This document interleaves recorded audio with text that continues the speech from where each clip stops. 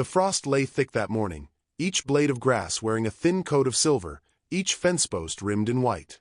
The air was brittle, so cold that the boards of the porch beneath David Barnes's boots gave off faint, tired pops as they adjusted to the bite of it. He sat on the porch rail like a man twice his 19 years, his shoulders hunched, hands clasped loosely between his knees. One glove was missing a finger, just a gap where the wool had unraveled long ago, and the skin beneath was split and red from the cold. His lip bore a crusted line of dried blood, and the left side of his face swelled enough to make him squint. The bruises were blooming deeper now, like slow fire under the skin. Beyond the porch, the yard lay still in the dim light, except for a thin breath of steam curling from the barn.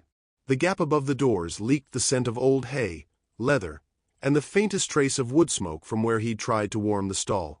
In there, wrapped in horse blankets that smelled of dust and animals, lay the woman he'd brought in last night. He didn't know much about her, only that her name was Ayoka, that she was Comanche, and that her ankle was swollen bad enough to keep her from walking more than a few steps without pain. He could still hear the echo of last night, his father's boots thumping across the floorboards, the crash of a chair overturned, the first blow, and then the second. By the time the 10th landed, David had stopped counting. Each strike had felt less like a separate moment and more like a steady, bone-deep drumbeat. He hadn't raised a hand in return. He never did. That was one of the things Harlan Barnes hated most about him. The barn door creaked softly in the wind, just enough to reveal a narrow slice of the shadowed stall inside. David imagined she was awake, though she'd barely moved when he'd carried her in.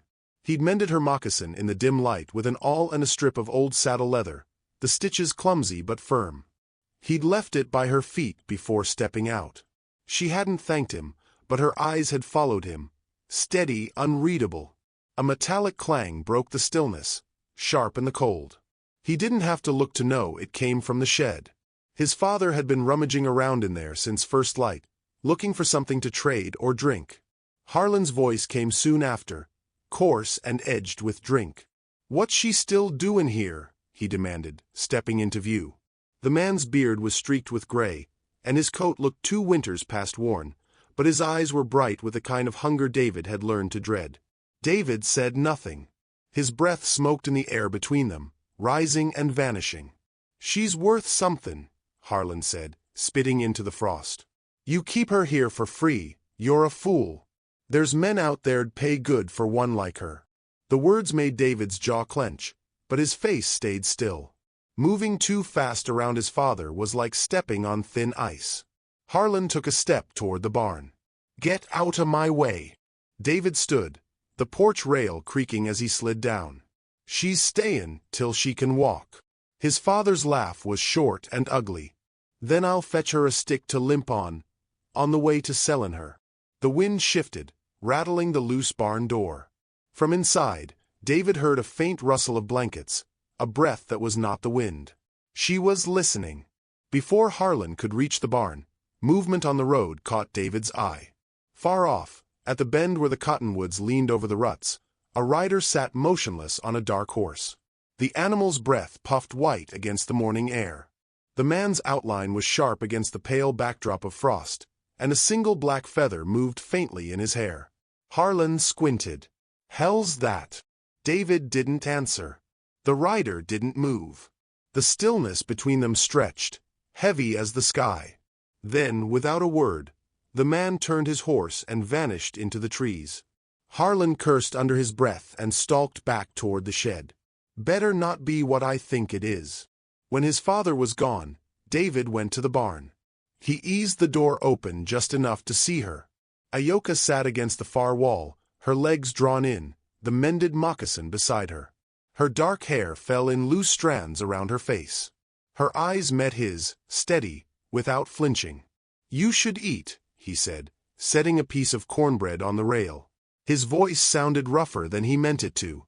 "It's fresh." She didn't move until he stepped back, and then her hand came out slowly, fingers closing around the bread as if she expected it to be taken back. The hours stretched. By midday, the frost had softened in the sun, but the air stayed sharp enough to burn the lungs. David worked at the fence, glancing often toward the tree line. More than once, He thought he saw a flicker of movement between the trunks, too quick to be sure. Harlan emerged again in the late afternoon, his cheeks flushed from drink. "We got company comin'," he said with a grin that showed no humor.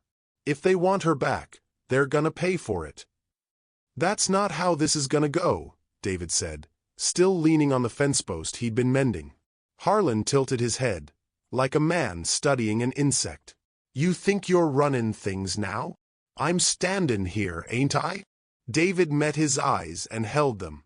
The sound came before the sight, a low, rolling thud that swelled and deepened until it filled the valley. The earth seemed to hum under David's boots. Then, from the eastern ridge, they appeared. A line of riders, the dying sun catching on metal and beadwork, the horses' manes streaming dark against the pale light. They came as one body, their pace steady, the sound of hooves like a drumbeat that had started long before it reached this place. Harlan froze in the doorway, his mouth working but no sound coming out. The riders fanned out across the yard, a wall of color and shadow. The man from the morning was at their head. He swung down from his horse, his boots sinking into the softening frost.